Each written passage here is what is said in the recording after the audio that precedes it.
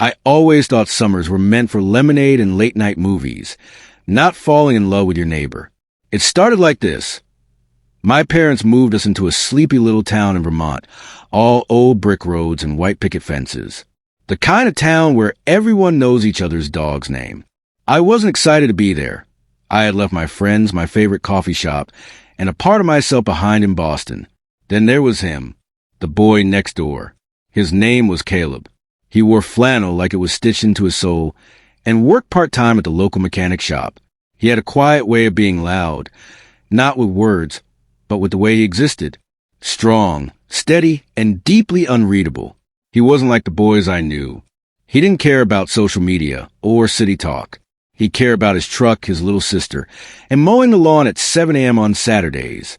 We first spoke over a runaway cat. Mine. "Hey," he said, holding a puffball for his arms. "Is this yours?" I remember the way the sun hit his hair and made it look almost gold. "Yeah," I said, try not to sound breathless. "She's a menace." He smirked. "She bit me twice." I laughed. He smiled. That was the beginning.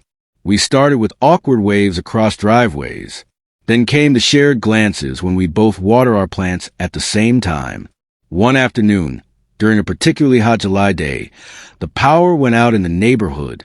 Caleb knocked on our door holding 2 melted popsicles and said, "Figure this counts as a peace offering." We sat on my porch, our knees almost touching, watching the sky change colors. He told me about how his dad left when he was 10, how he never really traveled far from home, how he planned to fix up a 1969 Mustang with his bare hands. I told him I hated moving, that I felt like a guest in someone else's life. "You don't seem like a guest to me," he said, looking right at me. That night, I didn't sleep. The days began to stretch and tangle. We started biking to the lake, eating at the same diner booth, swapping stories under string lights in my backyard. One night, he brought over an old record player and said, "You ever dance under the stars?"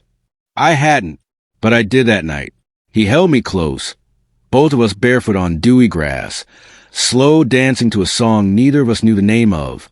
The stars didn't look real. Neither did the way he looked at me. It wasn't some grand confession. No dramatic kiss in the rain. It was quieter than that. It was when he fixed my bike tire, without being asked. When he brought over books because I said I liked to read.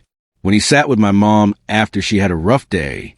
When he held my hand at the town fair and didn't let go. Love didn't arrive like thunder. It came like sunlight creeping in after a long storm. Gently, without asking for permission. The day before I was supposed to leave for college, we sat by the lake again. The same spot where we first swam, first laughed, first saw each other clearly. "I guess this is it," I whispered.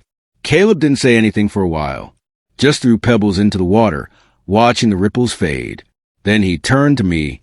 "I'll wait," he said simply. And for the first time in a long time, I believed someone.